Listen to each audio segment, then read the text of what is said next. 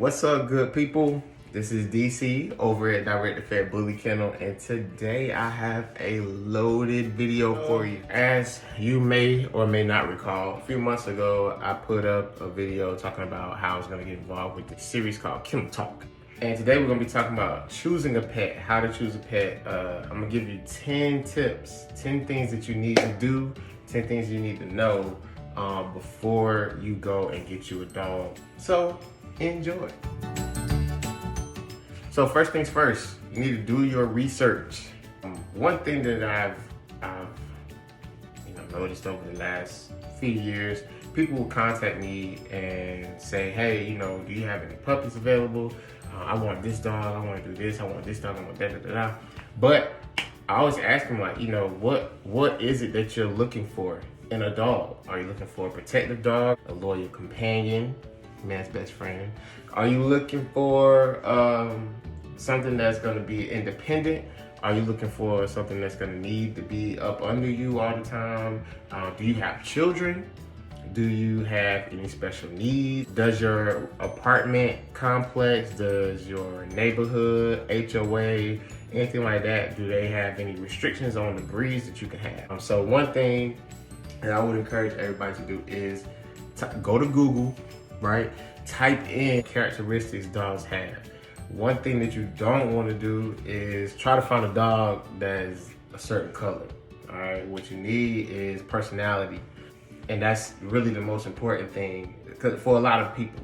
As you get into the more like advanced versions of people who want dogs for different reasons, it may be somebody's looking for a dog to do protection work. You need a dog that's gonna have that drive that you're looking for.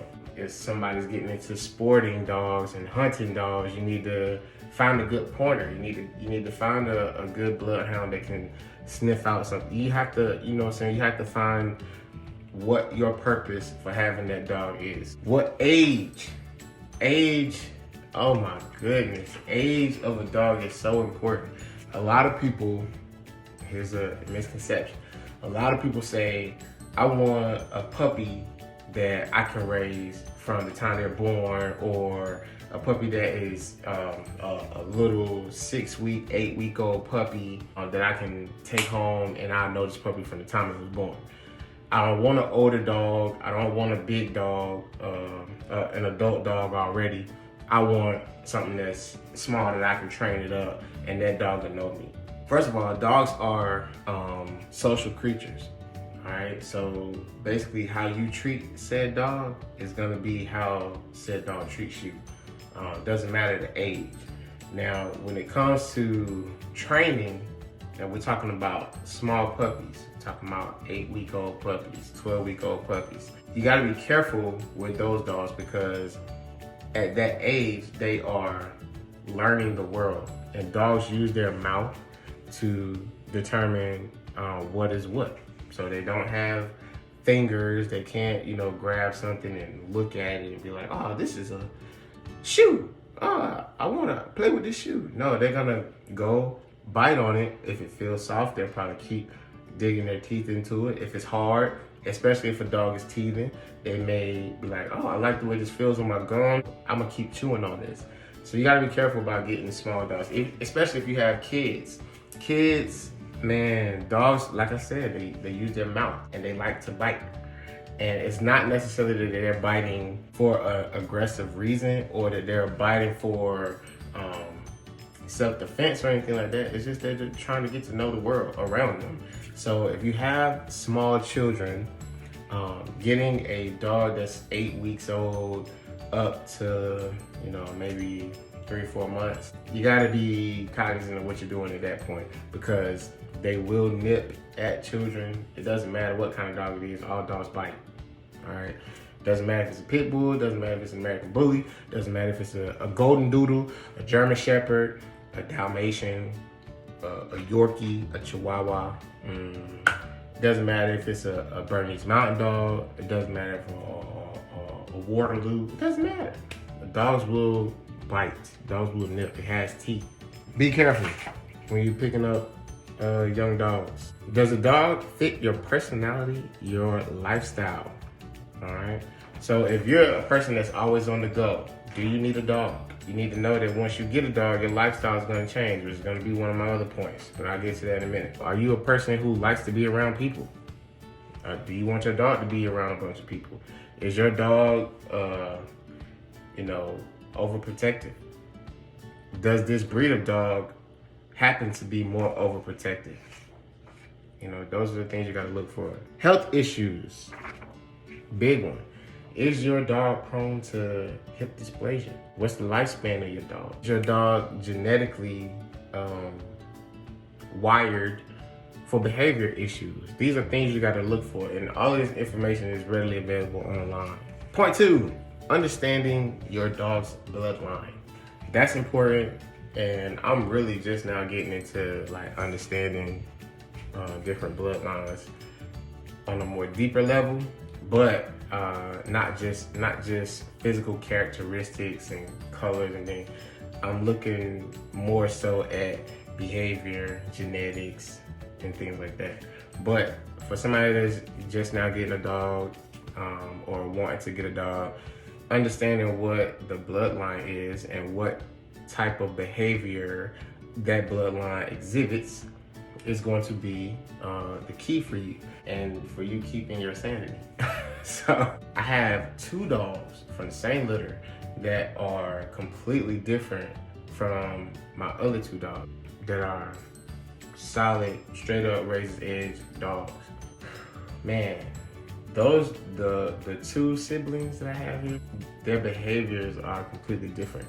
They're loyal to a fault, loving, but it's just the drive that is in one bloodline that's not in another. Petey, he loves to play. He plays all day long, and the dog don't stop.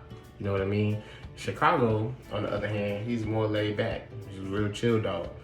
So understanding the difference between those 2 bloodlines is what's going to keep me sane, which is something that I had to sit back and really relax on and figure it out.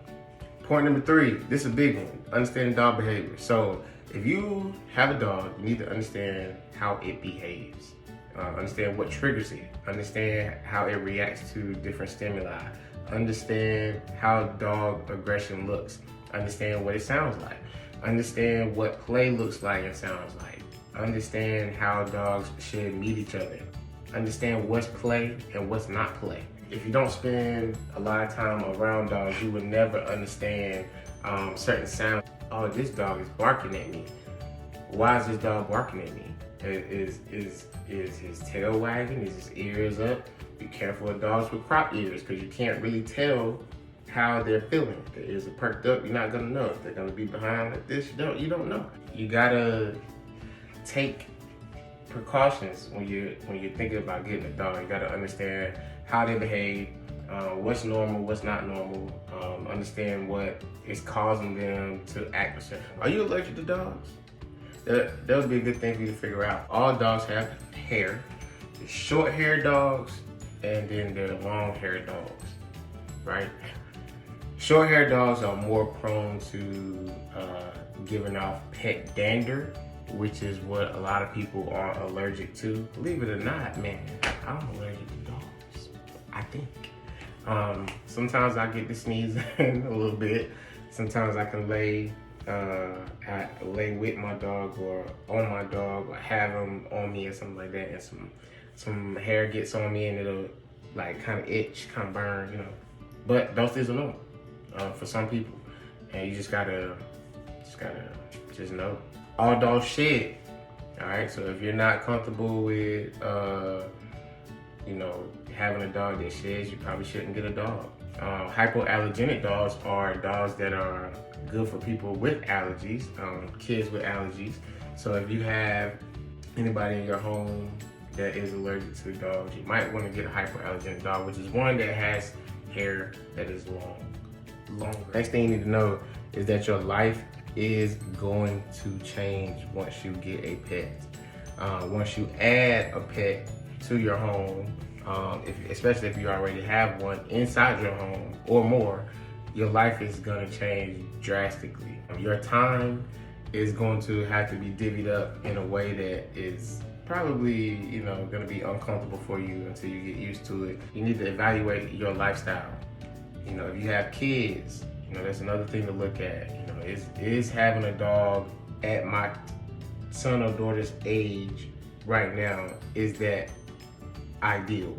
Your sleep pattern is gonna be changed dramatically, all right? Especially if you get a puppy. There's a lot you can, your sleep pattern is gonna be off. Just know that, all right? You're gonna have to get up early in the mornings, let your dogs out. You're gonna have to come home straight from work sometimes. Sometimes you're not gonna be able to go to the bar, catch a drink before you come home. You might have to stock up on some liquor before you get to work during the week. You know what I'm saying? Drink when you get to the crib, you know, instead of stopping all the time. Especially if you got young dogs that need to be house trained. Man, your patience is gonna grow tremendously, or it should. If you have a dog, you know, owning a dog, man, your patience has to be there, all right? And if you don't have any, you might want to try to develop some, just a little bit, before you even get a dog. But that's a tip for another day, especially when you go into training. Training requires patience. Any type of training, whether it's basic obedience training, whether it's you know, bike training, whether it's protection training, whether it's you know, potty training. You know, it all requires for you to have some sort of patience. A lot of people don't have it, and a lot of people don't survive with their dogs. That's why they go to shelters and end up feral or just randomly let alone to die in the woods or whatever, because it does happen. But you need to have some patience if you're gonna get a puppy.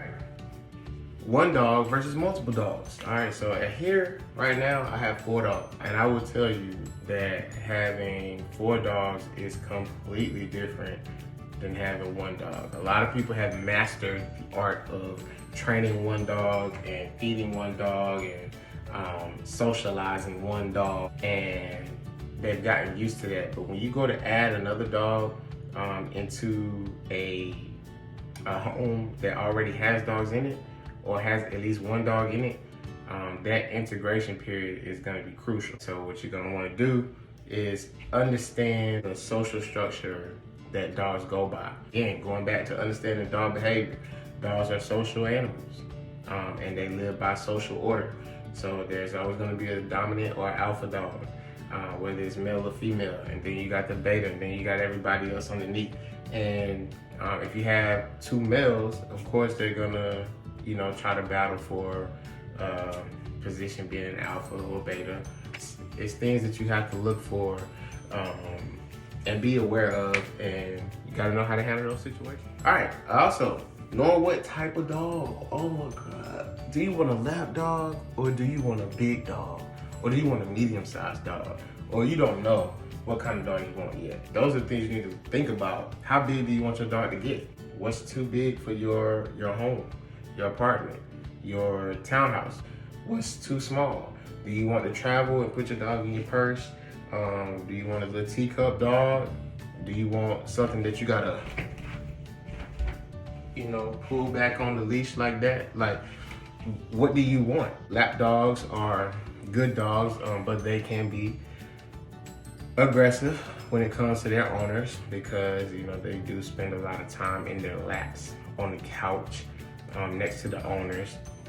I've seen plenty of small dogs that are, you know, territorial, and you gotta think size is a intimidation factor. So, and I'm not just talking about size as in the dog size, but I'm talking about human size as well. So some taller people have not so good results with small dogs. Some bigger people, you know, horizontally have issues with dogs as well, just because, you know, you're a lot bigger than it is. And it's like, yo, are you here to hurt me? Or health-wise, they all come with certain issues. Bigger dogs, you know, you're looking at more joint problems and things like that. But small dogs, you gotta think about their mouth. I did a video a couple of months ago on dental health. A lot of small dogs have very, very, very, very messed up mouths. And that's because of, what we feed them. Number 8, owning a dog is going to cost you. Okay, it might cost you a little bit, it might cost you a lot, but it's gonna cost you. And when I say cost goes all the way from the purchasing of a dog, whether you get it from a shelter, buy from a breeder, direct fed bully kennel, it's gonna cost you a little bit. Some people like to dress their dogs up, apparel.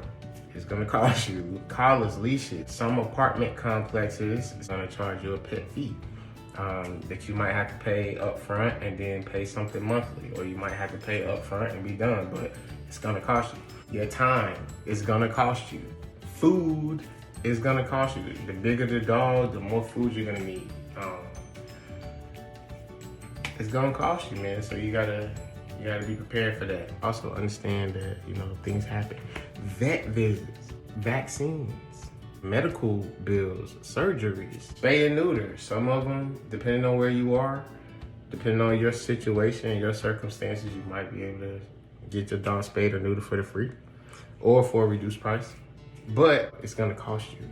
So just understand that having a pet is going to cost you, and you're gonna have to switch up your lifestyle just a little bit. Now this one here, number 9, it's kind of touchy, all right? And I want to be sensitive to everybody and their respects for their preference. Okay. Several ways you can get a dog. You can know somebody and they can give you a dog, or you can adopt from a shelter, or you can rescue a dog if you see one on the street or something like that, litter of puppies or whatever. It might have random things that can cause you to acquire a dog, or you can buy a dog from a breeder.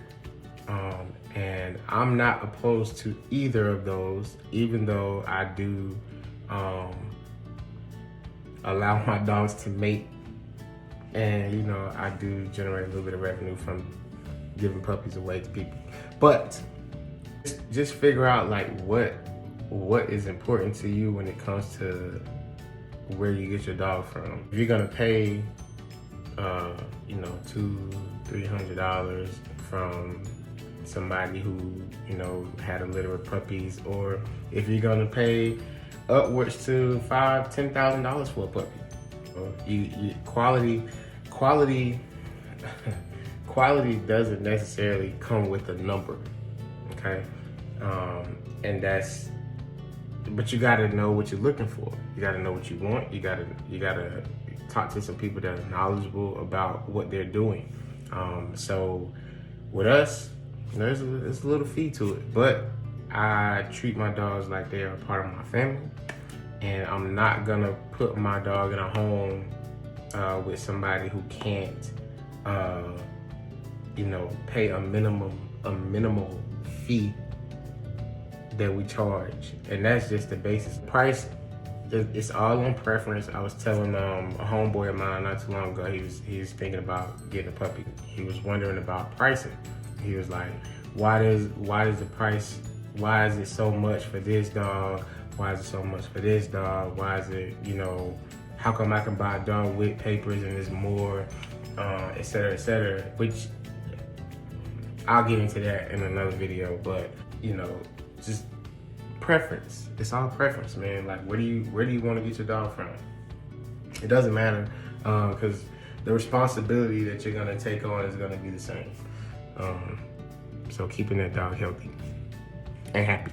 Last but not least, owning a dog is a lifelong commitment. I have to put this out there because I know some people are gonna see this and gonna say, oh, well, he didn't mention us, he didn't do this.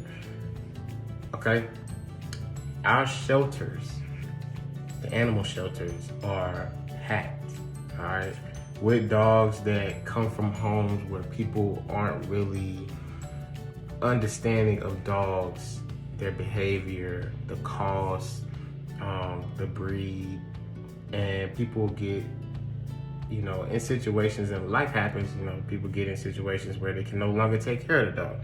But it is a lifelong commitment. It's just like having a kid. You wouldn't give your kid away, whether you, well, I I take it back. You wouldn't, if you had a kid and you loved that kid, you would not give that kid away just because it did something that you didn't like, or it was too difficult to manage. You see what I'm saying? And your dog is the same way. One, it didn't ask to go to your home. Two, it didn't ask to be here, but you decided with your emotional self to get a dog for whatever reason. But it's your responsibility to take care of the dog. If you take care of the dog, that dog will take care of you and your family. These 10 things that I've given you today, you gotta make sure that you have, done the research on. Don't necessarily stay in a book or stay on Google trying to figure it out. Be around people. Talk to people with dogs. Talk to people with multiple dogs. Talk to people that breed dogs. Talk to people at animal shelters. Talk to people that rescue dogs. And figure out rescue dogs. Talk to people who, know a little bit about pets and pet ownership, so that you can be the best pet owner that you can be. Hey, I hope y'all enjoyed this video. I hope it was insightful and helpful. There's gonna be a link to our new YouTube channel posted somewhere down there in the comment section below. But go to our page, subscribe, hit the little ding button, the bell, or whatever it is. I'm new to this. I haven't done YouTube ever. I posted like a few videos back in high school, but nothing serious. So go to our page, like it, share it, and these are 10 things that you need to know before you purchase a pet. All right. Stay tuned next Tuesday for another Kennel Talk session. And throughout the week, I'm going to be posting some things too. Going to do training tip Thursdays, and on Saturday I'm gonna hook you guys up with maybe a law or two regarding dogs and pet ownership. All right, thanks again. Have a great day. Love you guys. Be safe.